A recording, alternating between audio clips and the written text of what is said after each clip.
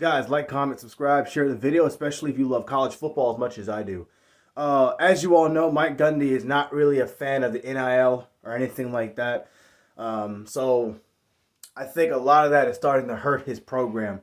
The year before last, they were an 11-win team. They went to the Big 12 championship. Didn't win it, but they still made it. They beat Oklahoma that year. They beat Texas that year. They beat a top 5 Notre Dame team and they came back to win that game to win the Fiesta Bowl. Great win for Oklahoma State.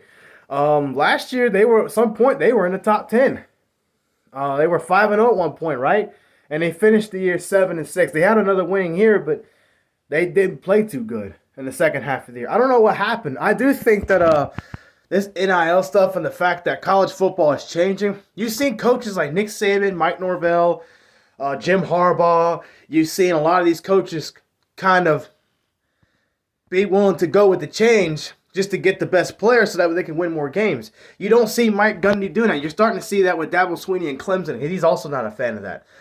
So as a coach, you got one or two options. You can go with it, and so you can adapt, or refuse and you'll sink. I think you're going to see that with Oklahoma State this year. This might be Mike Gundy's last year. Here's the thing. It's not because I think he sucks as a coach. It's not because I don't think he's good at what he does. He's a winner. The man's a proven winner. You know, he's won most of his games. He's a successful coach. That's just what it is. He's won a few New Year's Six bowls. He's a winner.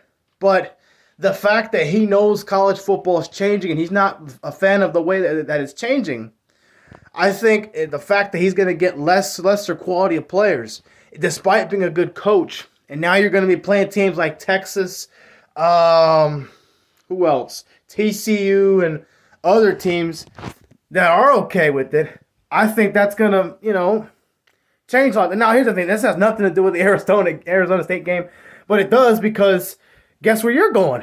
Arizona State. It's a hard place to play. And because he was already losing a lot last year, I don't think he did anything differently to, make me think otherwise. So for that reason, I think Arizona State gets a big win over Oklahoma State at home by at least 2 scores. Because you've seen the fight in that team gone.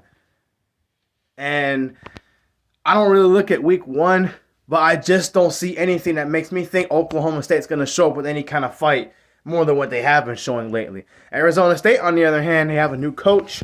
They brought in some players from the transfer portal. They're at home for this game. They want to win some games. And what better way to do it than to prey on a Oklahoma State program with a coach who just doesn't like the direction of where college football is going today? Yeah.